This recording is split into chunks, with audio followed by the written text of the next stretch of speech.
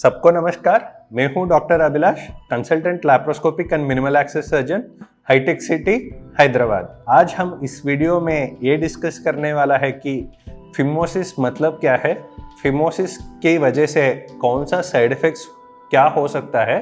क्योंकि हमारा चैनल देख के सब लोग बोलते हैं सर फिमोसिस हम लोगों को डायग्नोस हो गया, मतलब जो पेनिस के ऊपर जो चर्बी है वो नीचे पीछे नहीं आ रहा है, तो उसको अगर ऐसे ही छोड़ा गया तो कुछ प्रॉब्लम हो सकता क्या है पूछेंगे। पहले हम ये डिस्कस करेंगे कि फिमोसिस मतलब क्या है।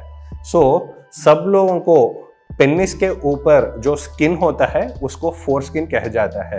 तो फोरस्किन सबको एक्स्ट्रा ही रहता है, बट अगर फोरस्किन का ओपनिंग जो रहता है, अगर नॉर्मली जो बड़ा होना है अगर वही छोटा होके वो स्किन नहीं खुल रहे तो उन लोगों को हम फिमोसिस बोला जाता है।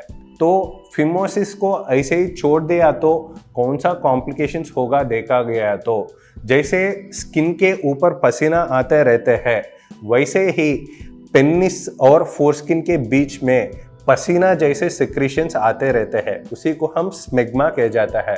जो सफ़ेद सफ़ेद दिखते हैं वो स्मेग्मा कहा जाता है।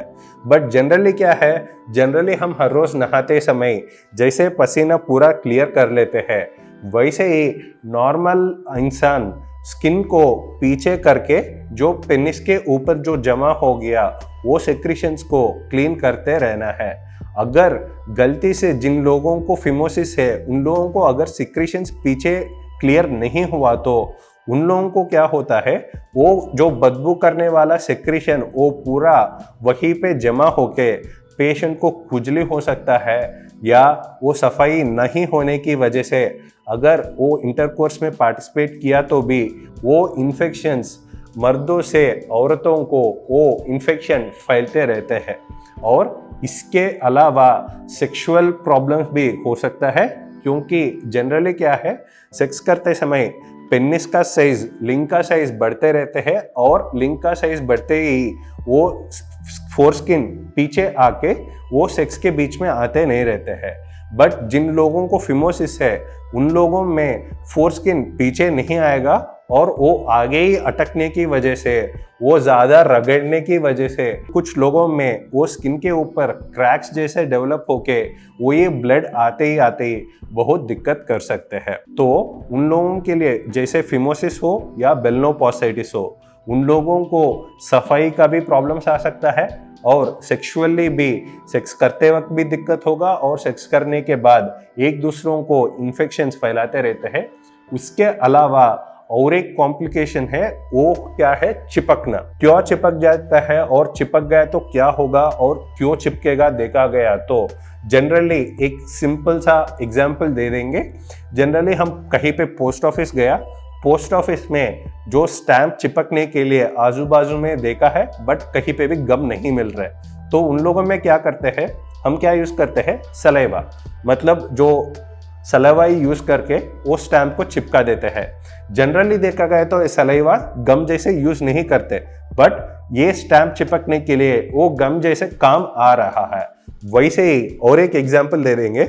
मान लीजिए ये टेबल है, जनरली मैं हर दिन न्यूज़पेपर पढ़ते रहते हैं, बट कभी ना कभी गलती की वजह से यहाँ पे कॉफ़ी या टी गिर गया, उस समय हम क्या करेंगे, जो पेपर है वो इमीडिएटली हम टेबल के ऊपर डालेंगे। अगर जो पेपर डाला गया है वो वैसे ही छोड़ के 3-4 दिन के बाद आके वो पेपर निकलने के लिए कोशिश किया तो क्या होगा, वो गंदी तरह चिपकने की वजह से वो जो सूखा पेपर आराम से निकल पाएगा वो अभी निकालना मुश्किल होगा, क्योंकि वो ऑलरेडी चिपक गया।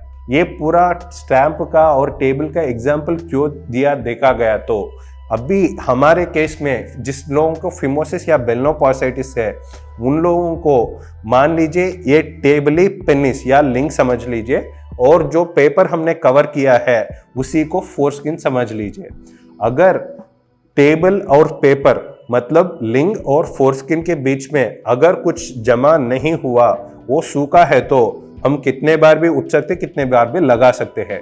अगर वही टेबल के ऊपर कॉफ़ी गिर के वो पेपर लगा के वो पेपर ऐसे ही चिपक गया तो जैसे पेपर निकालने के लिए दिक्कत हो गया, वैसे ही ये फिमोसिस जिनको है उन लोगों में जो सेक्रीशंस हम बताया है वो क्लीन नहीं कर पाने की वजह से वो सेक्रीशंस वैसे ही चिपक के फोरस्किन और पेनिस, मतलब हमें जो अभी हम एग्जांपल दे दिया उसमें टेबल मतलब क्या है पेनिस, पेपर मतलब क्या है फोरस्किन। सूखा है तो कितने बार उठा सकते हैं, कितने बार भी लगा सकते हैं, बट अगर वो सेक्रीशंस नहीं क्लियर होके वैसे ही चिपक गया तो उस समय उन लोगों के लिए सर्जरी के वक्त बहुत दिक्कत होता है, क्योंकि नॉर्मली जो इजीली आ जाता है इन लोगों में बहुत गंदी तरह चिपकने की वजह से सर्जरी भी बहुत मुश्किल होता है। अगर ये फिमोसिस को ऐसे ही छोड़ा गया तो बहुत साल ऐसे ही छोड़ दिया, वैसे ही गंदगी सेक्रीशंस पूरा अंदर ही जमा हो गया तो उन लोगों में कैंसर होने की संभावना भी है। तो ये पूरा प्रॉब्लम्स नहीं होना बोला तो ये पहले ही सही टाइम पे सर्जरी का है तो परमानेंट बेस्ट रिजल्ट्स होते रहते हैं। जो हम श्री सिग्मा हॉस्पिटल में करते हैं वो लेटेस्ट एडवांस्ड टेक्निक है जिसको स्टेपलर सर्कमसिशन बोला जाता है। ये स्टेपलर सर्कमसिशन में हम मैन्युअली कुछ काटना नहीं होता है, मशीन की वजह से काटते हैं। और ये स्टेपलर सर्कमसिशन की वजह से और एक एडवांटेज ये है कि इसमें टांके लगाने की जरूरत नहीं पड़ेंगे और कॉस्मेटिकली भी नीट एंड क्लीन दिख जाता है और ब्लड लॉस भी होता ही नहीं है ये स्टेपलर सर्कमसिशन के द्वारा। ये सारी फैसिलिटीज भी हमारा श्री सिग्मा हॉस्पिटल हाईटेक सिटी हैदराबाद में अवेलेबल है।